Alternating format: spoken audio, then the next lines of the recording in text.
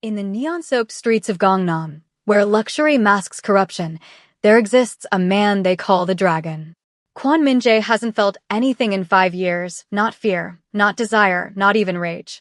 He's a ghost in expensive suits, ruling Seoul's underworld with ice in his veins. Until one stormy night, a wrong delivery changes everything.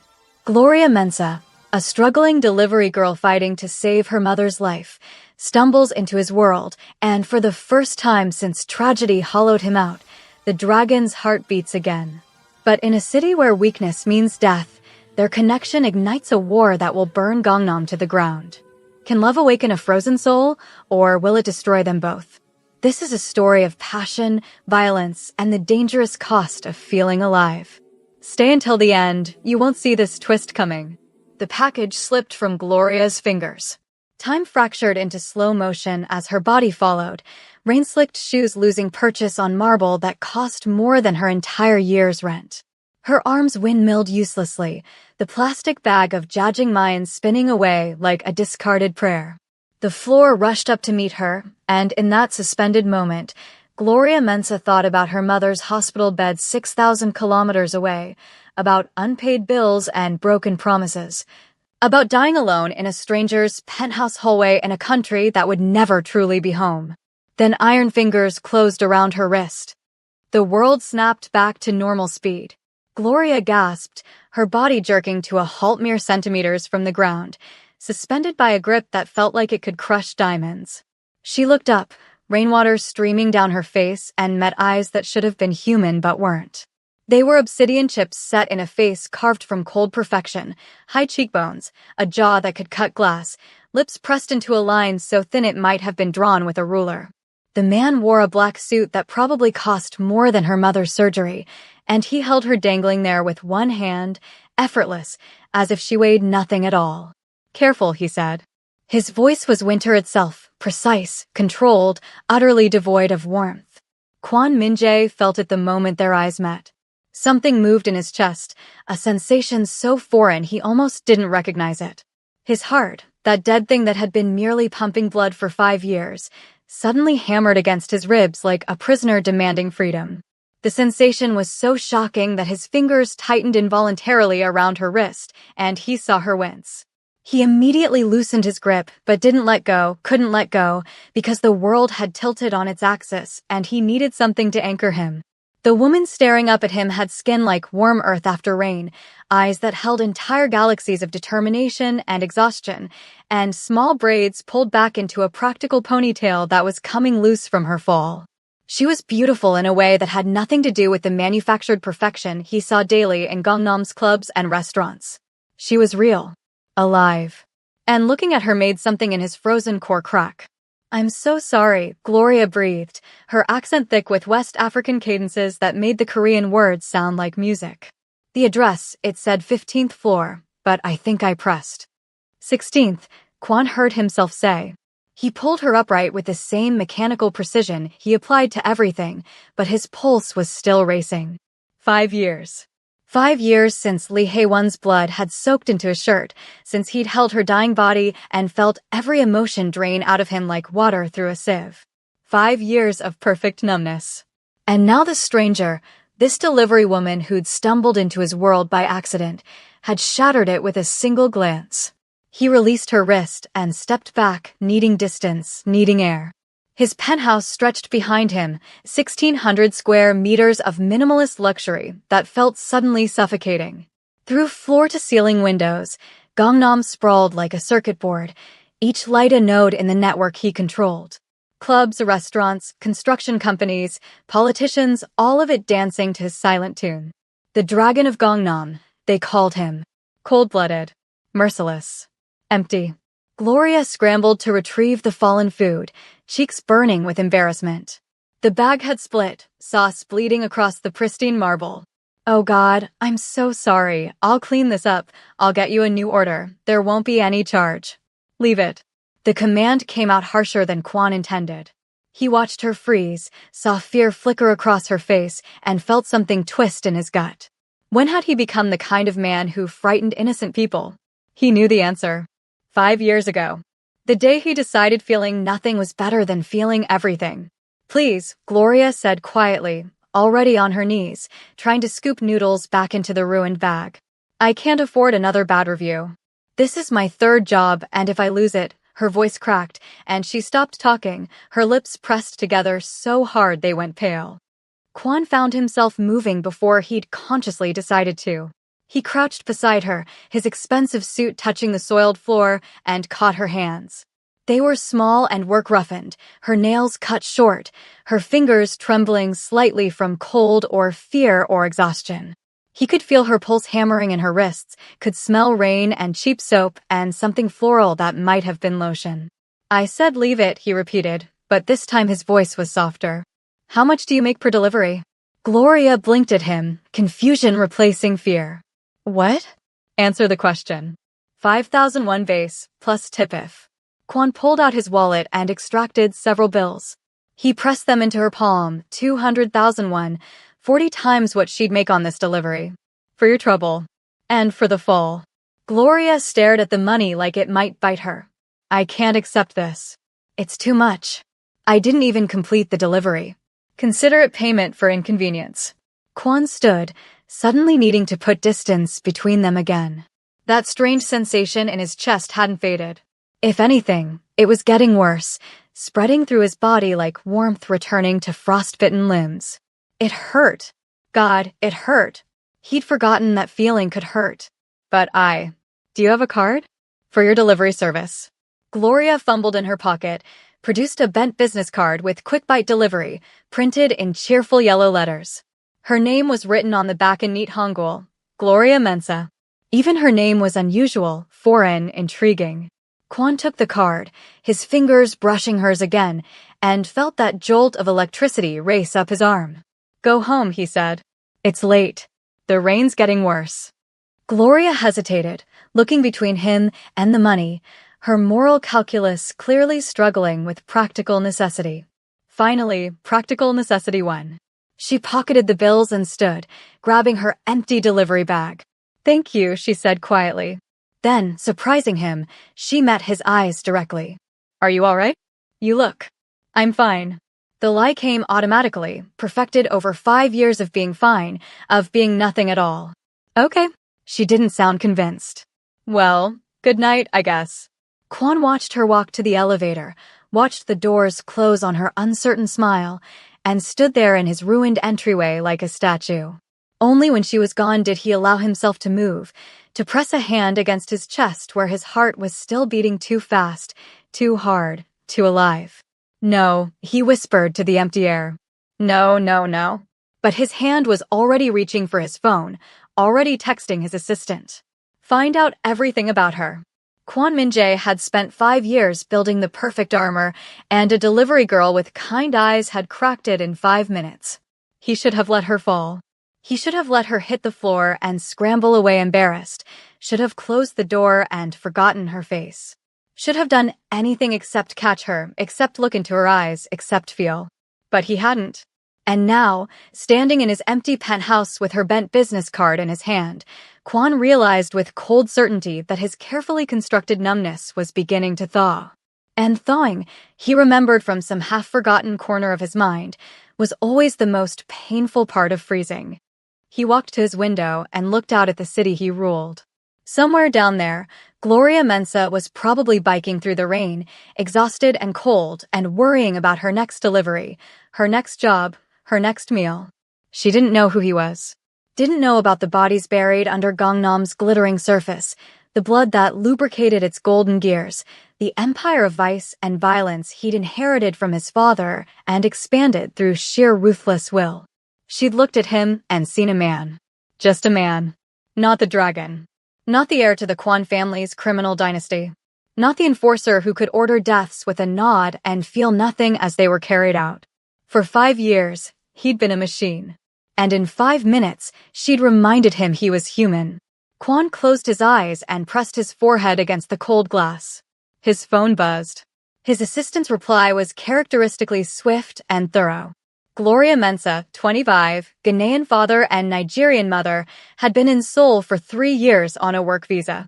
3 jobs: delivery driver, convenience store clerk, private English tutor. Sent most of her money home to Lagos, where her mother was undergoing treatment for liver disease. No criminal record, no debt, no connections to any of the city's power players. She was nobody. A ghost in the machine, one of thousands of foreign workers keeping Seoul running while remaining invisible to its elite. Under normal circumstances, their paths would never have crossed. Should never have crossed. But circumstances, Kwon was learning, were rarely normal. He opened his eyes and made a decision that he would later recognize as the moment everything began to unravel. He opened the QuickBite app on his phone and placed an order. Jajangmyeon. Same restaurant. Delivery requested from Gloria Mensa specifically. It was stupid. Reckless. Dangerous. Everything he hadn't been for 5 years. He did it anyway. The order came through at 10:30 the next night. Gloria was exhausted, her legs burning from 12 hours of biking, her phone battery at 3%, her stomach growling because she'd skipped dinner to save money. When she saw the address, that same building in Gangnam, that same penthouse, her first instinct was to decline. Something about the man from last night had unsettled her. Not frightened her, exactly, but unsettled her in a way she couldn't quite name. He'd looked at her like she was a puzzle he needed to solve. Or maybe like he was drowning and she was air. But the order included a 50,000 won tip, prepaid, and Gloria's mother's next treatment was due in 2 weeks, and practicality trumped instinct every single time when you were living on the edge of survival. So she biked through the cooling night, her breath misting in the October air, and tried not to think about obsidian eyes and iron fingers and the strange, desperate way he'd pressed money into her hands. This time, she got the floor right. 16th, not 15th. She stood outside his door, food bag in hand, and hesitated before knocking. The hallway was silent, expensive, intimidating. Art that probably cost more than her life hung on the walls. The carpet was so thick her worn sneakers sank into it. The door opened before she could knock. He stood there in casual clothes this time, black slacks and a white shirt with the sleeves rolled up, revealing forearms that were lean and muscled and marked with thin scars that Gloria tried not to stare at. His hair, which had been perfectly styled last night, was slightly mussed, like he'd been running his hands through it. He looked tired. Human. Still impossibly beautiful in that cold, dangerous way, but human. You came, he said, and there was something in his voice that made it sound less like an observation and more like a relief. You ordered, Gloria replied, holding out the bag. Same thing as last night. Jajangmyeon from. I know what I ordered. He took the bag, but didn't step back, didn't close the door. Have you eaten? The question surprised her. What? It's late. You must be hungry. Kwon heard himself speaking and marveled at the person he was becoming, or maybe the person he'd been before Haewon died and he'd buried himself alive. Would you like to come in? Every survival instinct Gloria had screamed no. Rich men in expensive penthouses didn't invite delivery girls inside out of kindness. She knew how this story went. She'd heard variations of it from other foreign workers, other women trying to survive in a country that saw them as temporary and disposable. Rich man, poor woman, promises and lies, and something stolen that could never be returned. But when she looked into his eyes, she didn't see predation. She saw loneliness so vast it made her own seem small. Just for a moment, she heard herself say, I have other deliveries. It was a lie. This was her last order of the night. But it felt important to establish boundaries, to maintain the fiction that she was in control of this situation even as she stepped across his threshold into a world so far removed from her own it might as well have been another planet. The penthouse was austere to the point of emptiness. Expensive furniture arranged with geometric precision, art that looked important but sterile, a kitchen that gleamed with the unused perfection of a showroom. No photos, no clutter, no signs that anyone actually lived here. It felt like a beautiful prison. Sit, Kwon said, gesturing to the dining table. He was already unpacking the food, dividing it between 2 plates with practiced efficiency. Do you drink? I have wine, whiskey. Water's fine, Gloria said quickly, perching on the edge of a chair that probably cost more than her entire apartment. I'm still working. You said this was your last delivery. She blinked. I didn't. Your eyes moved right when you said you had other deliveries. People look right when they're lying, usually. And you're wearing a convenience store uniform under your delivery jacket. He placed a glass of water in front of her, then sat across the table with his own plate. You work there next, don't you? Night shift. Gloria felt exposed, transparent. How did you? I notice things. Quan picked up his chopsticks, but didn't eat, just watched her. It's necessary in my line of work. What do you do? The question came out before Gloria could stop it, curiosity overwhelming caution. For a long moment, Quan considered lying. He'd built an entire secondary identity for moments like this: investment banker, venture capitalist, inherited wealth. But looking at Gloria, at her honest face and tired eyes, the lie stuck in his throat. Import-export, he said finally. It was technically true. He imported drugs and exported violence, imported corruption and exported fear. Business management. Very boring.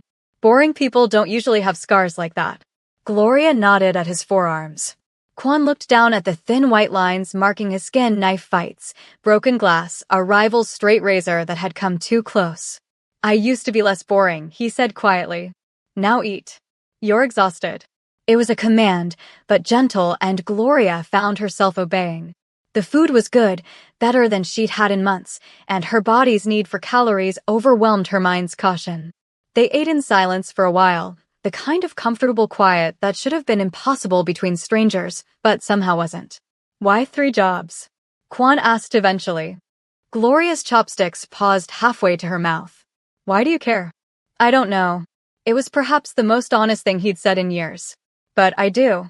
She studied him, weighing risks and rewards, and decided that honesty deserved honesty. My mother's sick. Liver disease. The treatments are expensive, and my father. She paused, old anger flickering across her face. My father spent the money on other things. So it's on me. You send everything home. Most of it. I keep enough to survive. She took another bite, not meeting his eyes. It's temporary. Once she's better, once the treatments are done, I can start saving for myself. Maybe finish my degree. Maybe she stopped, realizing she was revealing too much to a stranger. This strange man with his empty penthouse and knowing eyes. Maybe what? Maybe live, Gloria said quietly. Instead of just surviving. The words hit Quan like a physical blow. Surviving instead of living. Yes, that's exactly what he'd been doing for 5 years. Breathing, eating, sleeping, working, existing without experiencing. A ghost in an expensive suit. I understand that, he said. Gloria looked up surprised. Do you? More than you know. Something passed between them then, some wordless recognition of kindred damage. They finished eating in renewed silence, but it felt different now, heavier, more intimate. When Gloria finally stood to leave, checking her phone and wincing at the time, Quan found himself searching for reasons to make her stay. The building has a gym, he said abruptly. And a pool. Tenants can bring guests. If you ever need a place to exercise, to swim. I can't afford a gym membership. It would be free. As my guest? Gloria shook her head, shouldering her delivery bag. I appreciate the offer, but I don't think that's a good idea. Why not? She met his eyes, and her directness was like a blade. Because men like you don't make offers like that without expecting something in return. Quan felt something twist in his chest, shame, maybe, or anger, or hurt. I'm not offering you anything except access to a pool. There's no such thing as just anything when you're a woman like me and you're a man like you. Gloria moved toward the door, then paused with her hand on the handle. She looked back at him, and her expression was sad and knowing and infinitely older than her 25 years. Thank you for the food. And for catching me last night. But I don't think we should do this again. Do what? Whatever this is. She gestured between them. You're lonely and I'm desperate, and those are dangerous ingredients. Nothing good can come from mixing them. Quan stood frozen as she left, her words echoing in his empty penthouse. She was right, of course. Absolutely right. He should delete the app, forget her name, let her fade back into Seoul's anonymous masses. He should return to his comfortable numbness, his productive emptiness. He ordered delivery again the next night. And the night after that. And the night after that. Each time, Gloria came. Each time, she stayed a little longer. They talked about surface things, her favorite foods, his least favorite season, movies they'd both seen, books neither had time to read. They never discussed anything real, anything deep, but somehow the conversations felt intimate anyway, like they were excavating each other with teaspoons, grain by grain. Kwan learned that Gloria sang while she biked, usually Ghanaian gospel songs her mother had taught her. That she was afraid of dogs but loved cats. That she could cook but rarely did because it felt wasteful to cook for one person. That she missed home with an ache that never faded but also knew she could never go back, not yet, not until she'd accomplished what she came here to do. Gloria learned that Kwan slept only 4 hours a night. That he played piano but hadn't touched one in years. That he drank his coffee black and his whiskey neat and everything in his life was controlled, measured, precise. That he watched her like she was a flame and he was afraid of burning, but more afraid of freezing. Neither acknowledged what was happening. Neither named the pull growing between them, the magnetic inevitability that hummed in the air whenever they occupied the same space. But it was there, undeniable, gathering weight and momentum like an avalanche waiting for the right sound to bring it crashing down. The sound came on a Tuesday night, 2 weeks after their first meeting. Gloria arrived at his penthouse soaked to the bone, shivering, her eyes red-rimmed but dry. She handed him the food without speaking, without meeting his eyes, and turned to leave. Wait. Kwan caught her arm gently. What happened? Nothing. You're crying. I'm not crying. Her voice was fierce, defensive. I don't cry. Crying is a luxury I can't afford. Gloria. He said her name for the first time, and it felt like a key turning in a lock. What happened? She broke. Not crying, not exactly, but something worse, a soundless shuddering that shook her entire body. Kwan pulled her inside without thinking, closed the door, wrapped her in the blanket from his couch. She stood there dripping on his expensive floor, and he didn't care, couldn't care about anything except the devastation written across her face. My mother, Gloria whispered finally. The treatment isn't working. They need to try something else, something experimental, and it costs. She named a sum that would have been nothing to Kwan, less than he spent on a single dinner, but was clearly everything to her. I've been saving, but I'm not even close. Not even close. And if she dies because I couldn't, I'll give you the money. Gloria looked up shocked. What? I'll give you the money. For the treatment. All of it. Kwan was already reaching for his phone, already calculating accounts and transfers. I can have it wired to Lagos by tomorrow. No. Gloria stepped back, shaking her head violently. No, I can't. It's just money. It's not just money. She struggled for words. It's a debt I could never repay. It's power over me. It's a gift, Kwan interrupted quietly. No strings. No debt. Just help from someone who can afford it to someone who needs it. Why? Gloria's voice broke on the word. Why would you do that? You don't even know me. We're not friends. We're barely acquaintances. I'm just your delivery girl who you've been feeding for 2 weeks for reasons I don't understand. Why would you give me that much money? Kwan looked at her, really looked at her, this woman who'd wandered into his life by accident and shattered everything he'd built to protect himself from feeling. He could lie. Should lie. Should give her some easy answer about charity or boredom or wanting to help. Instead, he told the truth. Because when I look at you, I feel something, he said. For the first time in 5 years, I feel something. And I don't want that to stop. The admission hung in the air between them, heavy and dangerous. Gloria stared at him, water dripping from her hair onto the blanket, her expression cycling through shock and fear and something else, something that looked painfully like hope. What do you feel? She whispered. Kwan took a step toward her. Then another. Until they were close enough that he could count her eyelashes, could see his reflection in her dark eyes. I don't know yet, he admitted. I've been numb for so long I've forgotten the names of emotions. But whatever this is, I don't want to lose it. I don't want to lose you. You can't lose what you never had. Can't I? His hand came up, hesitated, then gently cupped her face. Her skin was cold from the rain, but underneath he could feel warmth, could feel life pulsing just beneath the surface. From the moment I caught you from falling, you've been waking something in me. Something I thought was dead. And I know it's selfish, I know it's dangerous, I know you're right that nothing good can come from this. But I can't stop. I've tried. These 2 weeks, I've tried to stop thinking about you. Stop ordering food I don't need just to see your face. Stop wondering what it would feel like to. He stopped talking because Gloria had risen on her toes and pressed her lips to his. The kiss was soft, tentative, tasting of rain and salt and desperate hope. For a moment, Quan froze, his entire body locked in shock. Then something broke inside him, some dam that had been holding back 5 years of suppressed emotion, and he kissed her back with a hunger that terrified him. His hands tangled in her wet hair, pulled her closer, kneaded her closer. She made a small sound against his mouth, half gasp and half sob, and he swallowed it, claimed it, let it fuel the fire spreading through his veins.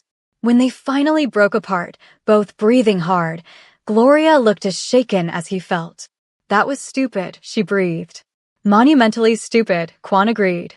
We can't do this. No, we absolutely can't. You're going to give me the money for my mother? Yes. And I'm going to take it? Yes. And then I'm going to kiss you again? God, I hope so.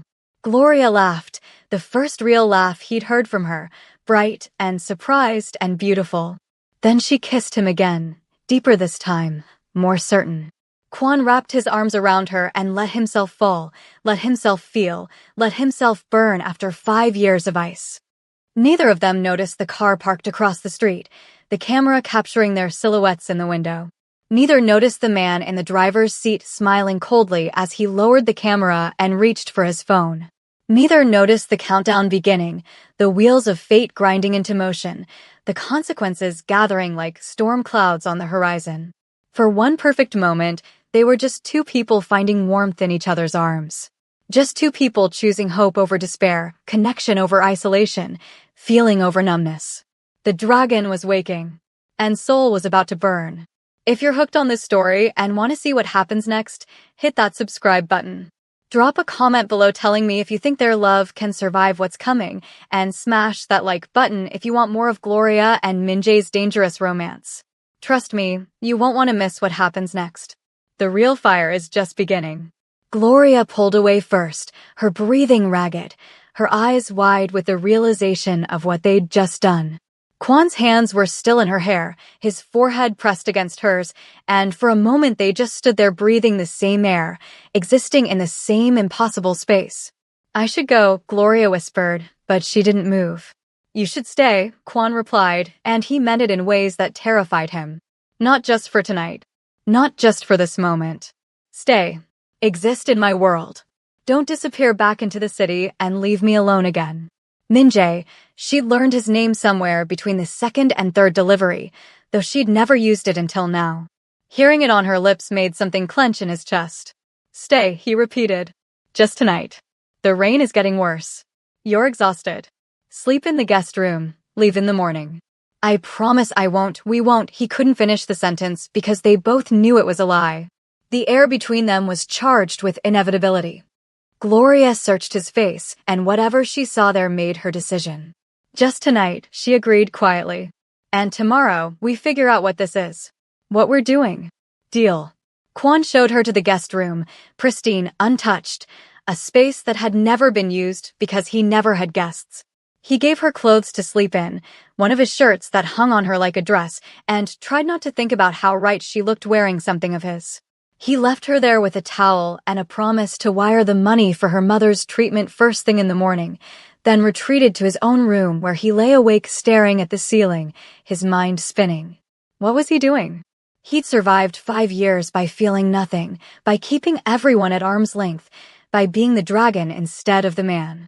Now this woman had crashed into his life and in 2 weeks had undone everything. He could still taste her on his lips, could still feel the ghost of her body against his. For the first time since Haewon died, he wanted something beyond revenge and control. He wanted connection. He wanted her. It was dangerous. In his world, caring about someone was handing your enemies a loaded gun and showing them exactly where to aim. Haewon had died because of him, because someone had wanted to hurt him and she'd been the perfect target. He wouldn't let that happen again. But even as he thought it, he knew it was already too late. The photograph had been taken. The wheels were in motion. And Kwon Min-jae, the dragon of Gangnam, had just revealed his weakness to the entire underworld. Across the city, In a club that pulsed with expensive sin, a phone lit up with an image.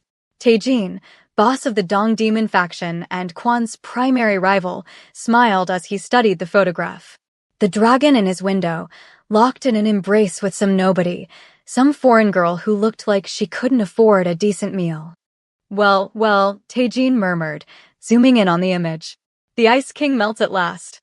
Beside him, Jae-suk, Kwan's own lieutenant, his trusted second-in-command, shifted uncomfortably. Boss has been acting strange lately.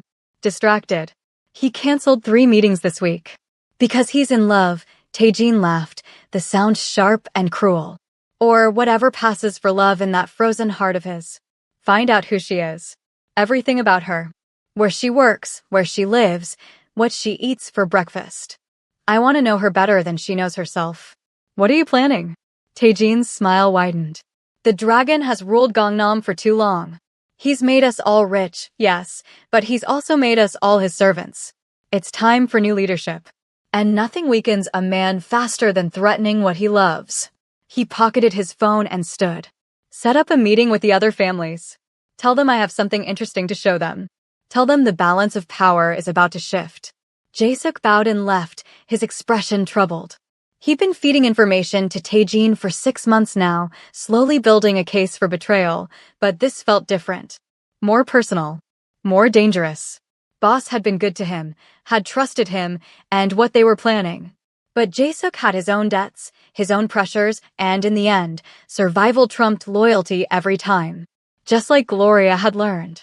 Just like everyone in Seoul's underworld learned eventually. The rain hammered against the windows as Taejin poured himself a drink and studied the photograph again. He'd hated Kwon Min-jae for years, hated his control, his cold precision, the way he could order deaths without blinking. But mostly he hated that Kwon was untouchable. No vices to exploit, no weaknesses to manipulate, no pressure points to apply. The dragon was perfect in his emptiness. Until now.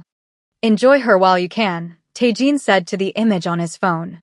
Because she's about to become the most expensive mistake of your life. Morning came with weak sunlight filtering through expensive curtains.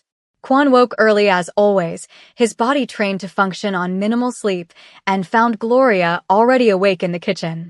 She'd made coffee, found the expensive beans he never used, the machine he'd forgotten he owned, and was standing by the window looking out at Gangnam in daylight. It's beautiful from up here, she said without turning around. Different from street level. Cleaner. Almost innocent. It's neither clean nor innocent, Kwon replied, pouring himself coffee. Gangnam is built on blood and corruption. It's just better at hiding it than other places. Is that why you live here? To be close to the corruption. I live here because this is where I work. Gloria turned to face him, and in the morning light, she looked younger, more vulnerable. What do you really do, Min-jae? And don't say import-export. I'm not stupid. Men who do import-export don't have scars like yours. They don't move like you do, like you're always ready for violence. They don't live in empty penthouses with no photographs, no past, nothing personal anywhere. Kwon had known this moment would come. Should have prepared for it. If I tell you, you'll leave. If you don't tell me, I'll leave anyway. Because whatever this is between us, it can't be built on lies. He set down his coffee cup carefully, precisely, buying time. I'm what they call a fixer. For my family's business interests. When problems arise, disputes, threats, competition, I resolve them. How? However necessary. Gloria absorbed this, her expression unreadable. Have you killed people? The question hung in the air like a blade. Kwon could lie, should lie, but looking at her he found he couldn't. Yes. How many? I stopped counting at 15. He watched her process this, watched her face cycle through horror and fear and something else, resignation, maybe, or the bitter lack of surprise that came from surviving in a world that was never fair. She didn't scream or run or cry. She just stood there holding her coffee cup, looking at him with those dark eyes that saw too much. Are you going to hurt me? She asked finally. No. Never. The answer came instantly, vehemently. Gloria, I know what I am. I know what I've done. But I would never. Okay. Kwon blinked. Okay. I believe you. She took a sip of coffee. I grew up in Lagos. My father worked for men like you, probably was one of you by the end. I know what that world looks like. I know what it costs. She moved closer to him, reached up and touched his face gently. I also know what loneliness looks like. What damage looks like. And I see both of those things in you, Min-jae. Under all that ice and control, you're just a broken person trying to survive. Same as me. I'm dangerous to be around. Everything in my life is dangerous. Poverty is dangerous. Desperation is dangerous. Soul is dangerous for someone like me. Her thumb traced his cheekbone.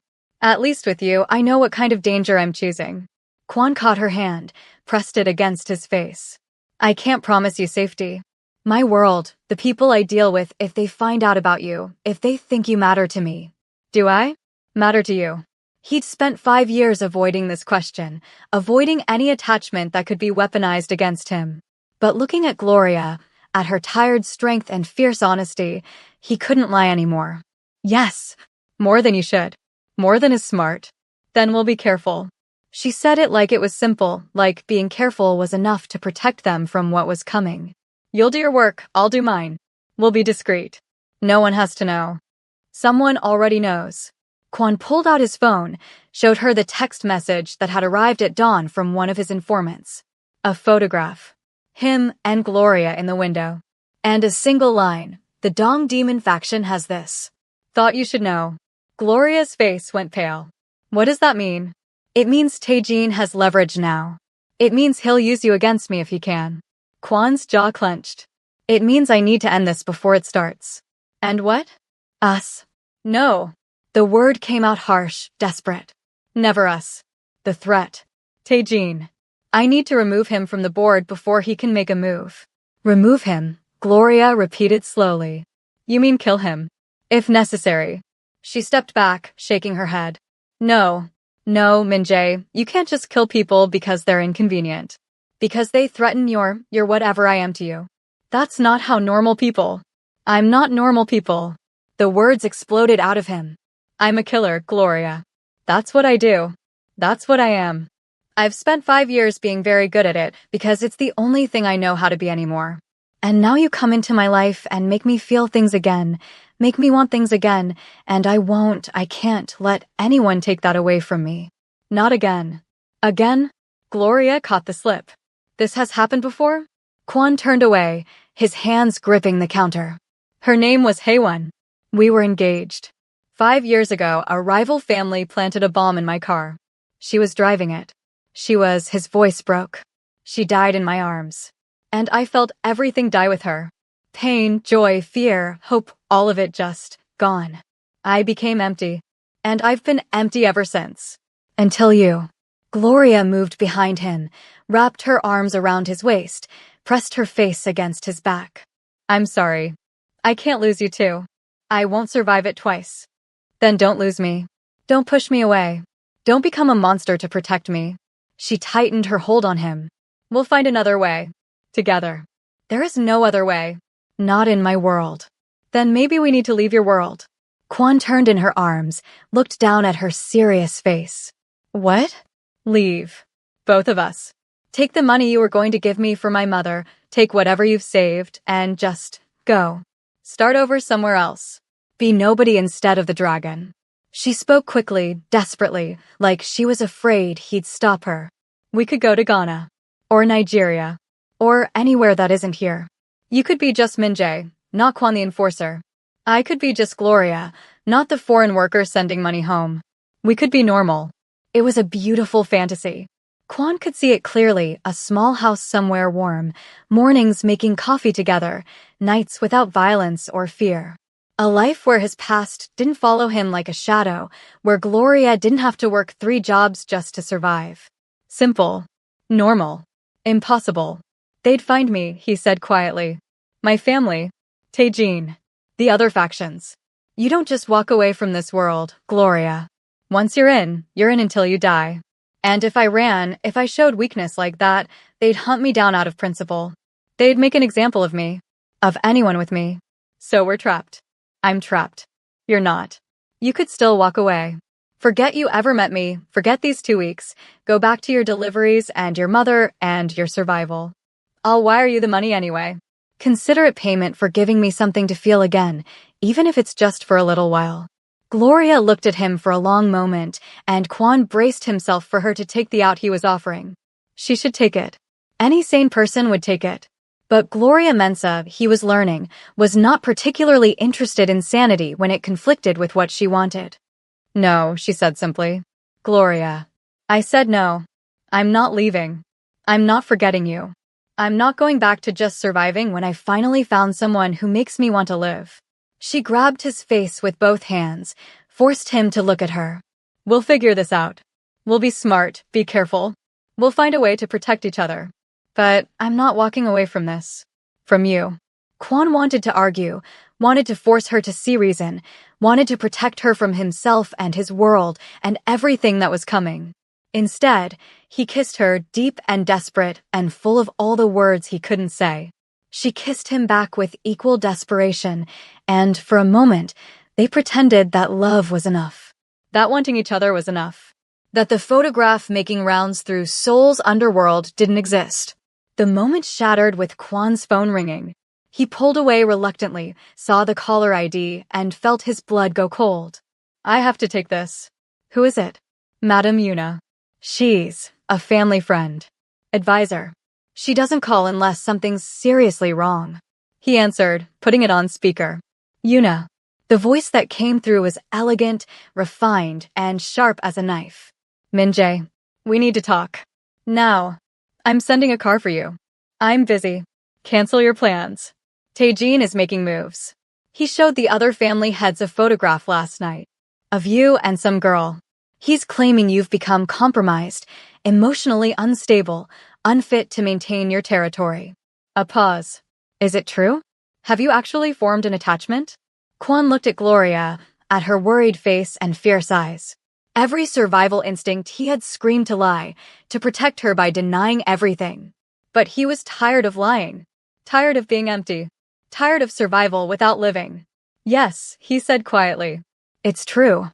The silence on the other end was deafening. Then, you fool. You absolute fool. Do you know what you've done? Do you understand the target you've painted on her back? On your own back. I understand perfectly. Then you understand you have two choices. End it immediately and publicly, make it clear she means nothing to you. Or prepare for war. Because Taejin isn't going to let this opportunity pass. He's been waiting for an opening, and you've just handed him one. Let him come. Kwon's voice was cold now, the dragon emerging. I've dealt with threats before. Not while distracted. Not while vulnerable. Min-jae, listen to me, I've known you since you were a child. I watched you survive Haewon's death by becoming ice. But this girl, whoever she is, she's melting that ice. And in our world, warmth is fatal. Yuna's voice softened slightly. End it. For her sake if not your own. Let her live. By abandoning her? By making her think these 2 weeks meant nothing. By keeping her alive. Because that photograph is everywhere now. Every faction knows about her. And if you don't make it very clear that she's nothing to you, they'll all assume she's everything. And they'll use that. Kwon closed his eyes. Yuna was right. Of course she was right. The smart move, the safe move, was to cut Gloria loose immediately. Pay her off, send her away, make it clear to everyone watching that she was just a momentary amusement, easily discarded. It would sting her pride, maybe break her heart, but she'd be alive. Safe. No, he said. Min-jae. I said no. I'm not abandoning her. I'm not pretending she doesn't matter. I've spent 5 years being smart and safe and dead inside. I'm done. He looked at Gloria, saw her eyes shining with tears she wouldn't let fall. I'm choosing differently this time. Then you're choosing more. You understand that? I understand. And the girl? Does she understand what she's signed up for? Kwon held out the phone to Gloria. Do you? Gloria took the phone with shaking hands. Hello. You must be the unfortunate woman, Yuna said dryly. Let me guess, foreign worker, probably sending money home, stumbled into Min-jae's life by accident, and now you think this is some kind of fairy tale. Am I close? Pretty close, Gloria admitted. Let me tell you how the story ends, child. Taejin will come for you. Maybe he'll kidnap you. Maybe he'll just kill you outright to make a point. Either way, you'll die painfully and Min-jae will watch. Then he'll slaughter everyone responsible, which will start a war that will burn half of Seoul. Hundreds will die. The peace we've maintained for 5 years will shatter. All because the dragon fell in love with a delivery girl. Yuna's voice was matter-of-fact, almost kind. So I'm giving you the same choice I gave him. Walk away. Take the money for your mother, leave Seoul, forget this ever happened. Or stay and watch everything burn. What do you choose? Gloria looked at Kwon, at this damaged man who'd caught her from falling and then fallen himself. She thought about her mother in Lagos, about the 3 jobs she worked, about survival and safety and all the practical reasons she should take the out Yuna was offering. She thought about the photograph and the threats and the war that was coming. Then she thought about the way Min-jae looked at her, like she was light in his darkness, like she was proof that dead things could bloom again. I choose him, she said clearly. I choose to stay. Yuna sighed. Then you're both fools. But brave ones, I'll give you that.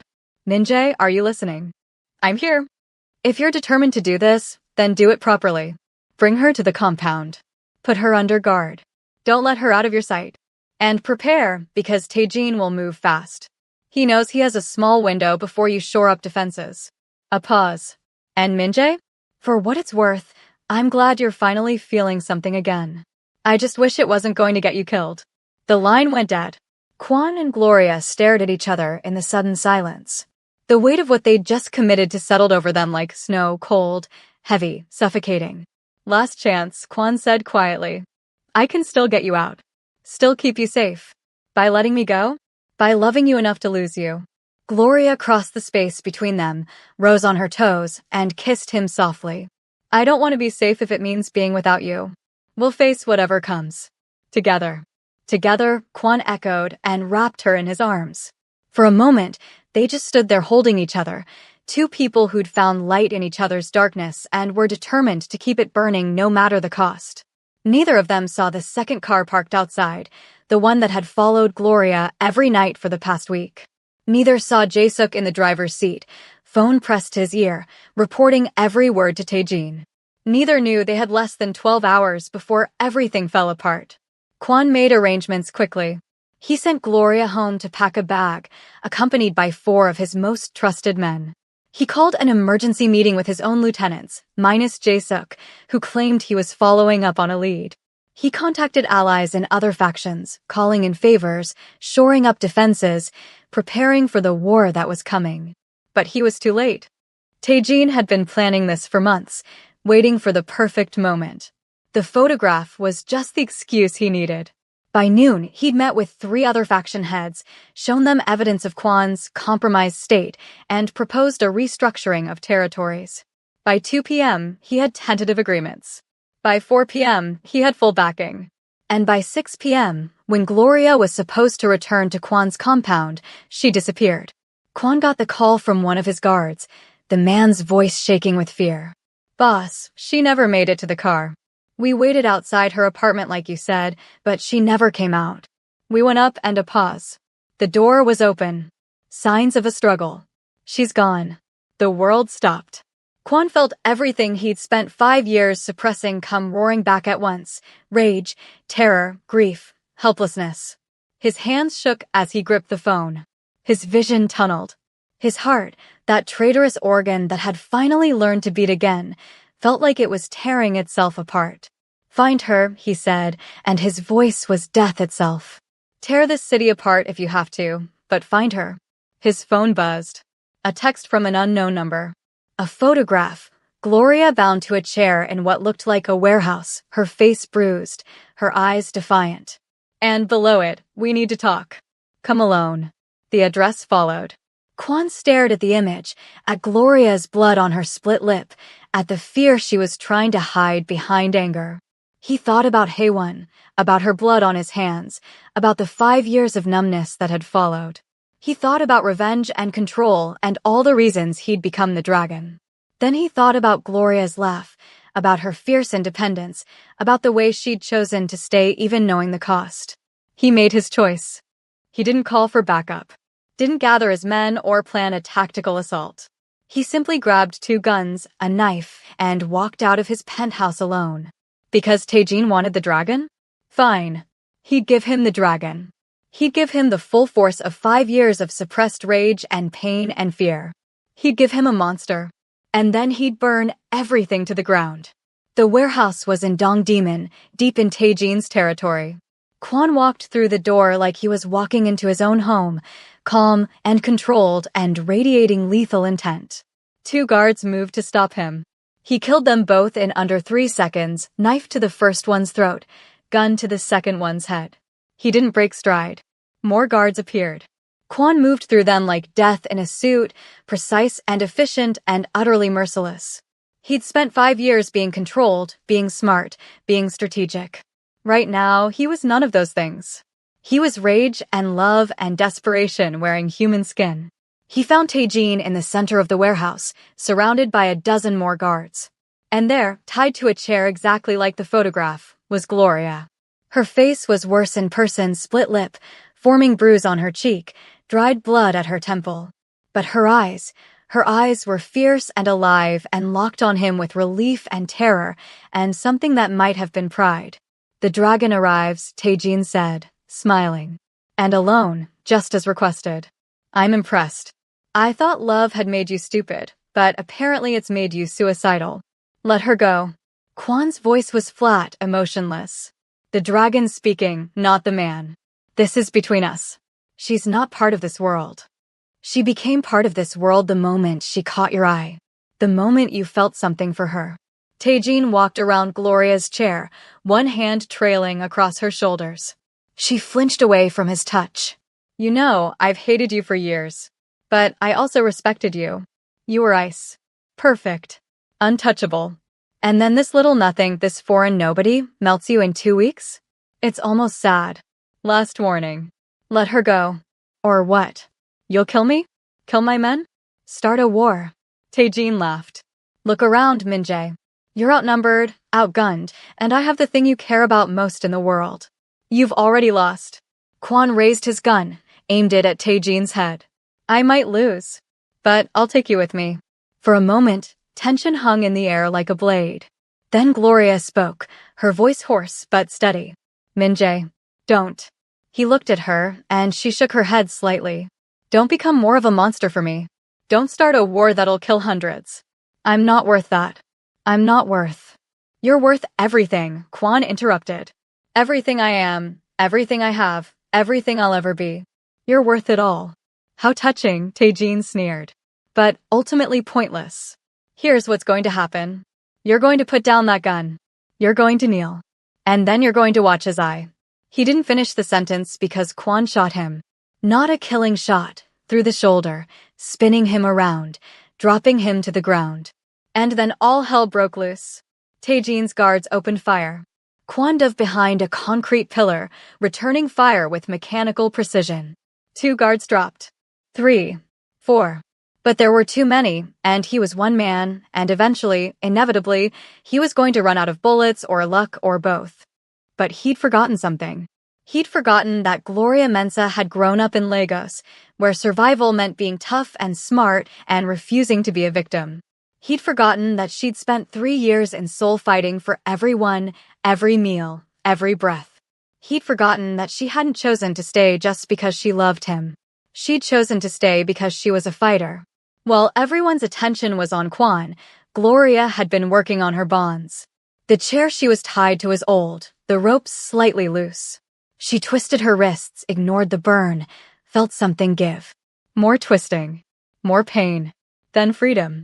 She grabbed the fallen guard's gun, the one Kwon had killed on his way in, and she didn't think, didn't hesitate, just acted. She shot the closest guard. Then another. Her hands shook, her aim was terrible, but in close quarters with 12 rounds, even terrible aim found targets. The distraction was enough. Kwon burst from cover, moving like violence personified. He was out of bullets, but he didn't need them. He had his knife, his hands, his rage. He tore through the remaining guards with brutal efficiency, each movement a lethal dance he'd perfected over years of being the dragon. When it was over, when the warehouse floor was slick with blood and bodies, Kwon and Gloria stood in the center of the carnage, both breathing hard, both alive. Taejin was crawling toward the exit, leaving a trail of blood, whimpering. Kwon walked over, placed a foot on his back, and aimed his recovered gun at the back of Taejin's head. "Don't," Gloria said again. Quan looked at her. He tried to kill you. Hurt you. Used you against me. I know. And you've already beaten him. You've already won. She moved closer, her hand covering his on the gun. But if you kill him like this, execution style, you'll start the war anyway. The other families will have to respond. More people will die. She squeezed his hand gently. You said I made you feel again. Let me make you merciful too. Quan stared down at Taejin, at this man who'd threatened everything he cared about. Every instinct screamed to pull the trigger, to end the threat permanently. The dragon demanded blood. But Gloria demanded mercy. And Gloria was why he'd become human again. He lowered the gun. You're dead in this city, he told Taejin coldly. I'll let you live, but you're out. Territory, business, respect, all gone. And if I ever see your face again, mercy won't save you twice. He turned away from Taejin's broken form and pulled Gloria into his arms. She was shaking, adrenaline crashing, and he held her through it, his own hands not entirely steady. That was stupid, he murmured into her hair. Shooting those guards. You could have been killed. So could you. She pulled back enough to look at him. We're both stupid. We've established this. Despite everything, the blood, the bodies, the war they'd just narrowly avoided, Quan laughed. Actually laughed, the sound rusty and surprised and entirely real. What do we do now? Gloria asked. Now? Now we leave. Like you said. We take the money, we disappear, we start over somewhere else. He cupped her bruised face gently. I'm done with Gangnam. Done with being the dragon. Done with this life. I want the other one. The quiet one. The one with you. What about your family? Your territory. Someone else can have it. Yuna will sort it out, she's good at that. As for my family.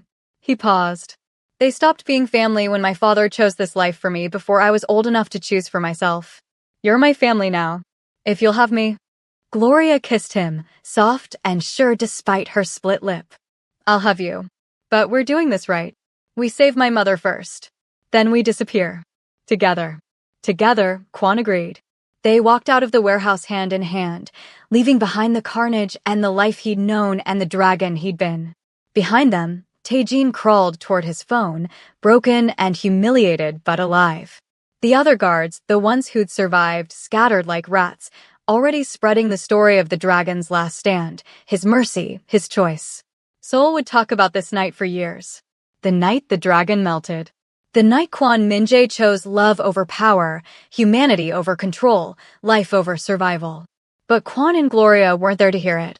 3 days later, Gloria's mother received a wire transfer for her treatment, anonymous, but enough to cover everything with room to spare. The same day, Madame Yuna received a brief message. Thank you for everything. I've chosen differently. Take care of them for me. And in a small coastal village in Ghana, a place where no one knew about the dragon or Gangnam or the bloody streets of Seoul, 2 people began building a life. A real one, not a survival. He learned to cook, burned soup regularly, made her laugh with his terrible attempts at frying plantain.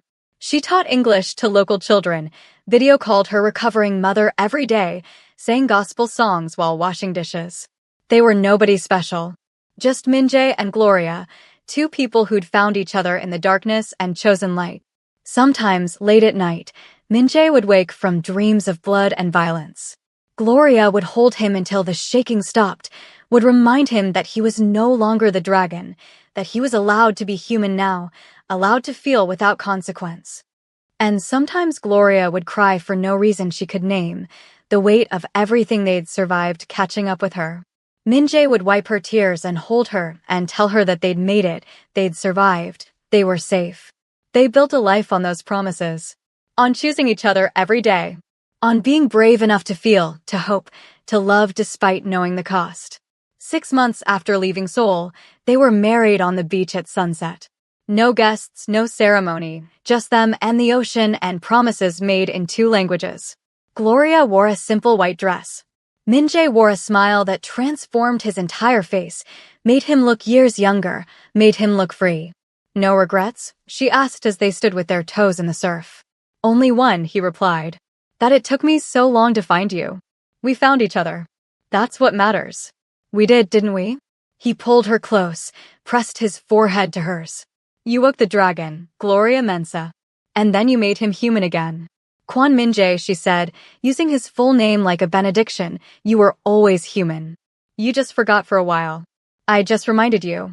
They kissed as the sun set over the ocean, painting the sky in shades of gold and pink and red.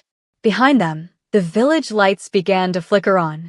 Ahead of them, the ocean stretched endlessly, full of possibility, full of promise, full of life. They'd survived Gangnam's darkness. They'd chosen each other over safety, love over control, feeling over numbness. And they'd won. Not because the dragon had been strong, but because the man had been brave enough to feel. And sometimes, just sometimes, that was enough. If this story moved you, if Gloria and Minjae's journey made your heart race and your eyes sting, then don't just scroll past. Hit that like button right now. Let me know this story connected with you. Drop a comment telling me what you thought about their choice to choose love over power, or what you'd have done in their situation. And if you want more stories like this, more romance, more danger, more characters who choose to feel even when feeling is dangerous, then subscribe. Because there are more stories waiting to be told, more hearts waiting to be broken and mended, more dragons waiting to wake. This is just the beginning. The ocean breeze carried the scent of salt and freedom as Minjae and Gloria stood on their small porch, watching the sun rise over the water. It had been a year since they'd left Seoul, a year since they'd chosen each other over everything else. The scars were still there on Minjae's arms, on Gloria's heart, in the nightmares that sometimes woke them both, but they were healing. Slowly, painfully, but healing nonetheless. Minjae's phone, a new one, untraceable, with only 3 contacts, buzzed in his pocket. He pulled it out, frowning. Messages from Seoul were rare now, carefully filtered through Yuna's secure channels. But this one made his blood run cold. It was a photograph. Not of him this time. Of their beach. Their village. Their home. Below it, a single message. Did you really think you could just walk away? Gloria felt him tense beside her, saw the color drain from his face. What is it? He showed her the phone, watched her own face pale as she processed what this meant. Someone had found them. After a year of peace, of building a life, of believing they were finally safe, someone had found them. Taejin, Gloria whispered. Maybe. Or someone else who thinks the dragon still owes debts. Minjae's jaw clenched. Or someone who can't accept that people like me are allowed to leave. What do we do? It was the same question she'd asked a year ago in a warehouse soaked with blood. But this time, Minjae's answer was different. This time, he wasn't alone. This time, he had something worth protecting that was more than just survival. We don't run again, he said quietly. We've built a life here. A real one. I won't let them take that from us. Minjae, I'm not going back to being the dragon. But I'm also not going to hide and wait for them to come for us. He turned to face her fully, his hands cupping her face with infinite gentleness. I spent 5 years being a monster. Then I spent a year learning to be human. Now I need to be something in between. Something that can protect what I love without losing myself to the violence. Gloria searched his eyes, saw the determination there, the fear, the love. What do you need from me? I need you to trust me. And I need you to be ready to fight if I fail. I'm always ready to fight. She pressed her hand over his heart, felt it beating strong and alive. We survived Gangnam. We can survive this too. Minjae kissed her forehead, then pulled out his phone and made a call he'd sworn he'd never make again. The line rang twice before a familiar, elegant voice answered. I was wondering when you'd call, Madam Yuna said. I assume you received the photograph? You knew about this. Of course I knew. Did you think I stopped watching over you just because you left? You're still family, Minjae. Foolish, soft-hearted family, but family nonetheless. A pause. It's not Taejin. He's still recovering from what you did to him, physically and reputation-wise. This is someone new. Young blood looking to make a name by taking down the legendary dragon. I'm not the dragon anymore. Tell that to the kids who've heard the stories. To them, you're a myth. The enforcer who became human, who walked away from power for love. They think taking you down will prove they're the next generation's apex predator. Yuna's voice turned serious. His name is Park Ji-hun. 26, ruthless, no code, no honor. He's been consolidating power in Gangnam, and he needs a big win to solidify his position. You're that win. How many is he bringing? Does it matter? You're not planning to fight them, are you? Min-jae, you promised me you were done with that life. I am done. But I won't let them bring that life to my doorstep either. Min-jae looked at Gloria, at the home they'd built together. How long do I have? 3 days, maybe 4. He's gathering men, planning an assault. He wants it to be public, dramatic. He wants witnesses who can spread the story of how he killed the dragon. A sigh. If you're determined to stay and fight, I can send help. But it'll cost you. A favor to be determined later. I'll owe you 1. You'll owe me 3. This isn't small, Min-jae. I'll have to pull resources from Seoul, move pieces carefully so the other families don't notice. 3 favors, and they're blank checks. When I call them in, you come. No matter what you're doing, no matter where you are. Deal? Min-jae looked at Gloria, who nodded slowly. 3 favors to Yuno was dangerous. She was brilliant and strategic, and her favors always came at the worst possible times. But the alternative was facing Park Ji-hun's assault alone, and Min-jae was good, but he wasn't good enough to take on a small army by himself. Deal. Smart boy. I'll have people there by tomorrow night. In the meantime, get the villagers somewhere safe. This is going to get messy, and I'd rather not add civilian casualties to your conscience.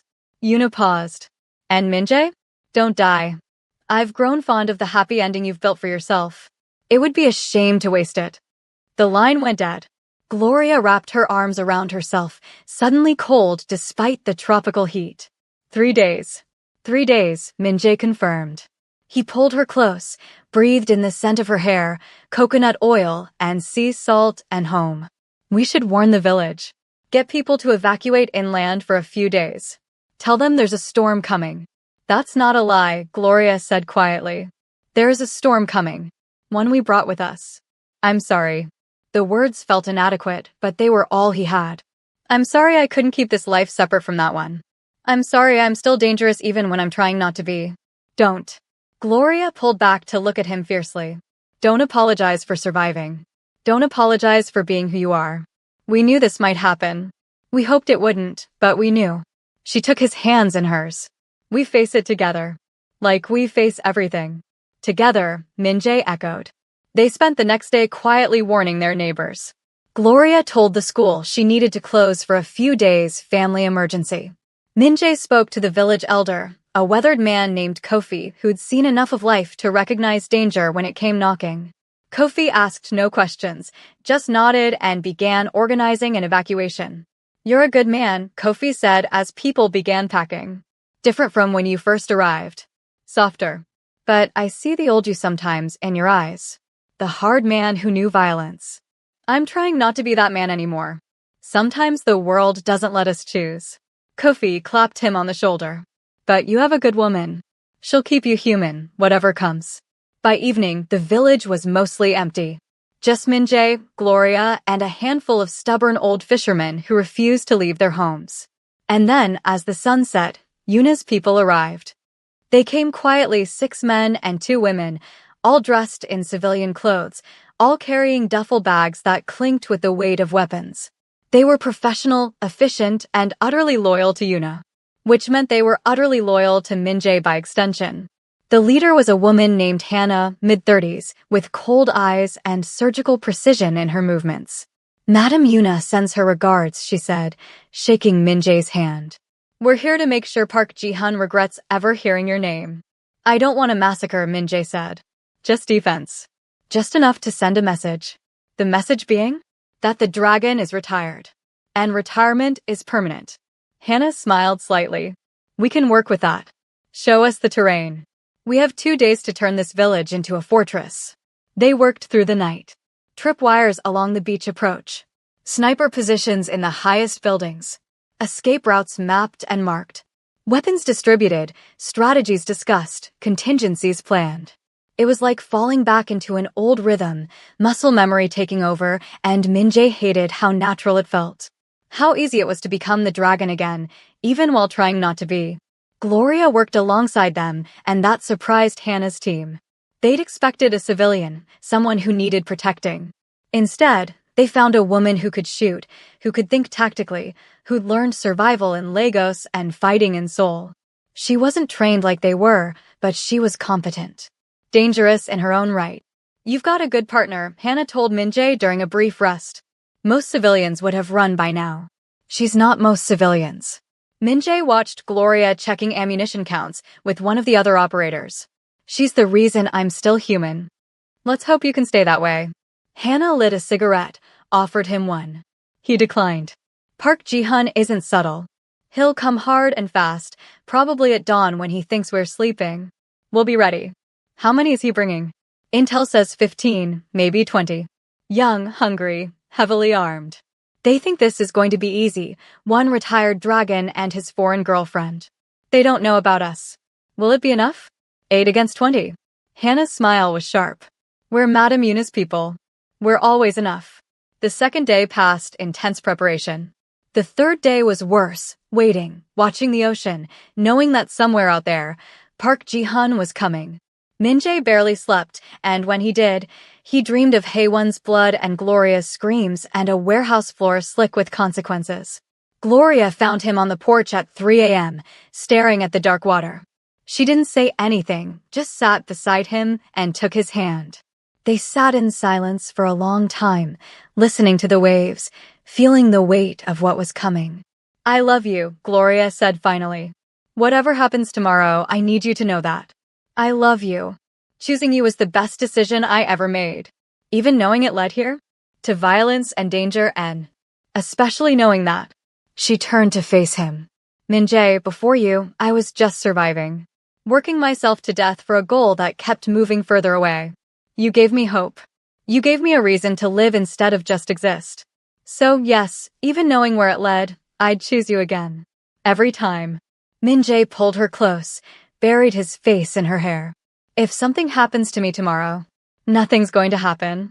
But if it does, there's money hidden in the false bottom of my dresser drawer. Bank account information, passwords, everything you'd need. Take it and disappear. Go somewhere they'll never find you. Min-jae. Promise me, Gloria. Promise me you'll survive, even if I don't. She was quiet for a long moment. Then, only if you promise me the same. That if I fall, you won't throw yourself after me. That you'll keep living, keep being human. That's not a fair promise. Neither is yours. She kissed him softly. So, let's make a different promise. We both survive. We both fight. And when this is over, we go back to our quiet life and never speak of it again. Deal. They made love that night with desperate intensity, like they were trying to memorize each other through touch. Afterward, they lay tangled together, Gloria's head on Min-jae's chest, his fingers tracing patterns on her back. Neither slept. They just held each other and waited for dawn. It came too quickly. The attack started at 5:47 a.m., just as Hannah had predicted. 3 boats approached from the water, their engines cutting as they hit the shallow surf. Men poured out, younger than Min-jae expected, armed with automatic weapons, moving with the swagger of people who thought they'd already won. Park Ji-hun was easy to spot, taller than the others, wearing expensive tactical gear, a pistol in each hand like he thought he was in an action movie. He had the kind of face that had probably been handsome before arrogance twisted it into something ugly. Kwon Min-jae, he shouted toward the village. The dragon. Come out and face me, or I start burning buildings. Min-jae stood on the porch of his home, Gloria beside him, Hannah's team positioned invisibly around them. He was calm, centered, the dragon and the man existing in careful balance. You don't want this fight, Min-jae called back. Turn around. Go back to Seoul. Tell everyone the dragon is dead. That's the truth anyway. The dragon doesn't get to decide when he's dead, Park Ji-hun laughed. I decide that. And today, I'm making my name by ending yours. He raised his weapons. Last chance. Come down here and die with dignity, or I kill everyone in this village. There's no one here but us, Gloria said, her voice steady despite her racing heart. We evacuated everyone. Your massacre is cancelled. Park's face twisted with rage. Then I'll settle for you. Both of you. On your knees, bleeding, begging. And I'll film it. Show the whole world that the legendary dragon died whimpering for mercy. No, Min-jae said simply. No, I don't think that's how this goes. He raised his hand, and Hannah's team opened fire. The battle was sharp and brutal and over in less than 5 minutes. Park Ji-hun's men were enthusiastic but undisciplined, firing wildly, advancing without coordination. Hannah's team was surgical. Each shot counted, each movement calculated. 3 of Park's men dropped in the first volley. 4 more in the second. Min-jae and Gloria moved together, a unit forged in that Seoul warehouse a year ago. He provided covering fire while she repositioned. She handled close-range threats while he managed distance. They'd never trained together, never practiced, but somehow they moved like they'd been doing this for years. Park Ji-hun realized too late that he'd been set up. That the dragon hadn't been alone, hadn't been unprepared, hadn't been the easy target he'd imagined. He tried to retreat, screaming orders at his remaining men, but Hannah had already cut off the escape routes. When the shooting stopped, 12 of Park's men were dead or dying.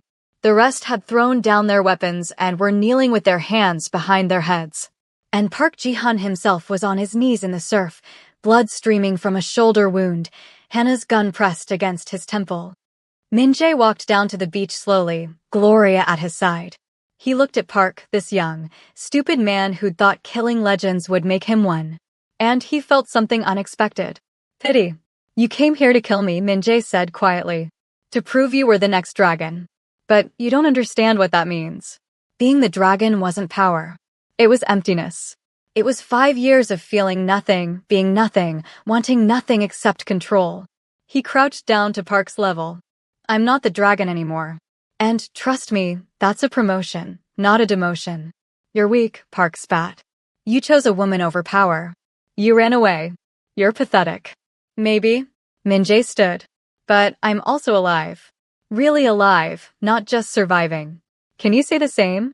He nodded to Hannah, who pulled Park to his feet roughly. We're not going to kill you, Min-jae continued. We're going to do something worse. We're going to let you live. You're going to go back to Seoul and tell everyone what happened here. Tell them the dragon is retired. Tell them he's not interested in power anymore. Tell them anyone who comes looking for him will find the same thing you found, a man protecting his home, with friends who are very good at making problems disappear. And if I don't? Park's voice shook with pain and humiliation. Then Madame Yuna will be very disappointed. And trust me, you don't want to disappoint her. Min-jae's smile was cold. She's much less merciful than I am. They sent Park and his surviving men back to Seoul in their boats, wounded and humiliated. Hannah's team spent the rest of the day cleaning up, bodies removed, weapons collected, evidence erased. By evening, the beach looked peaceful again. Innocent. Like nothing had happened. Will they come back?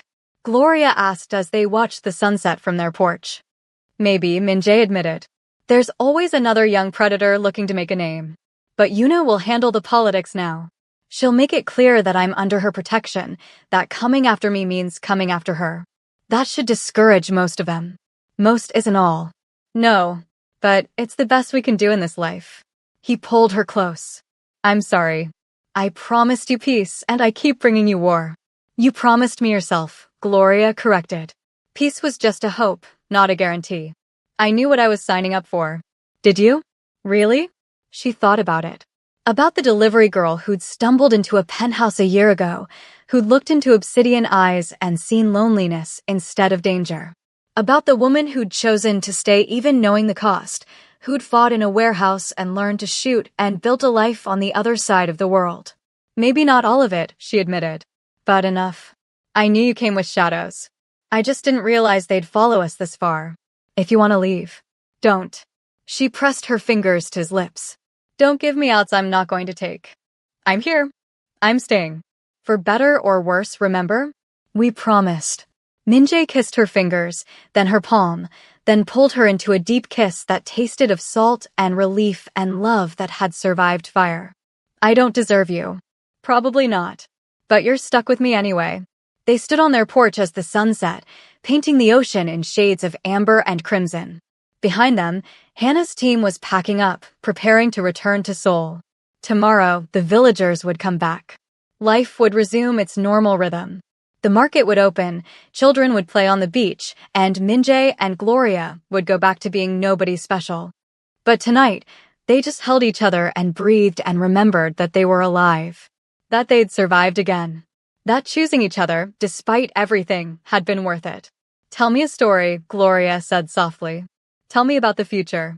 About the life we're going to have when all this is finally behind us. Min-jae smiled and began to speak. He told her about the restaurant they'd open, serving fusion food, Korean and West African, mixing their cultures like they'd mixed their lives. About the children they might have someday, who'd grow up speaking 3 languages and knowing 2 homes. About growing old together on this beach, watching sunsets and counting blessings and remembering the darkness that had led them to light. He told her a story about hope, about love that survived violence, about dragons who learned to be human and delivery girls who learned to be warriors and 2 people who'd chosen each other over everything else and somehow, miraculously, made it work. It was a good story. A true story, mostly. And as Gloria listened, her head on his chest, his heart beating steady and strong beneath her ear, she let herself believe in it. Let herself believe that the fighting was finally over, that Park Ji-han would be the last threat, that their quiet life was secure. She was wrong, of course. There would be other threats, other battles, other moments when Min-jae's past came hunting for his present.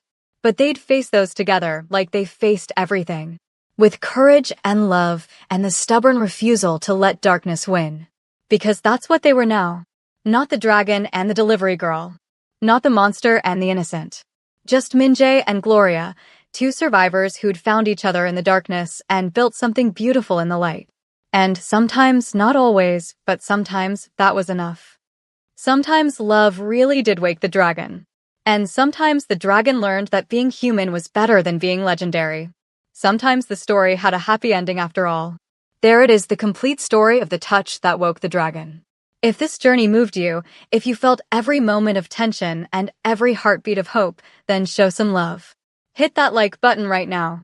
Drop a comment and tell me, could you choose love over safety the way Gloria and Min-jae did? What would you sacrifice for the person who makes you feel alive? And if you want more stories that will make your heart race and your emotions soar, stories about love that defies the odds, about broken people finding wholeness in each other, about choosing to feel even when feeling is dangerous, then subscribe. Because every subscription tells me you want more. Every like tells me this story mattered. Every comment tells me you're invested in these characters, in their struggle, in their triumph. And trust me, there are more stories waiting to be told. More dragons to wake. More hearts to heal. More impossible loves to fight for. So don't just watch and leave. Be part of this community. Let me know you were here. Let me know this story touched you the way it touched me while writing it.